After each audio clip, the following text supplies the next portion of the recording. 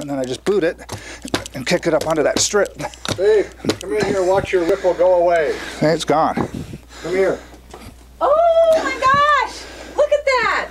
So Randy, weirdest thing you've ever found in a house where you had to rip up a carpet, or like a dead woodland creature or something? Or? I found a dead body.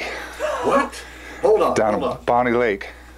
Under your carpet? Not under the carpet, but yeah, this guy come in and he bought carpet. It was for an old outfit that's not even here anymore.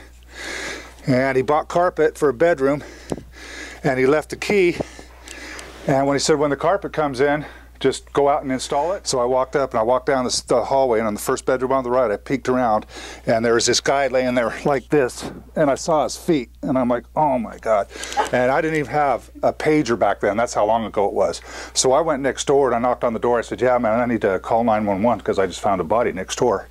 And the lady goes, oh my God, we've been smelling that for 2 weeks. We thought it was some dead animal. But that's the weirdest thing. And then I've found money. I found a 100-year-old dime one time. I find, you know. What's the name of your carpet? The Carpetier.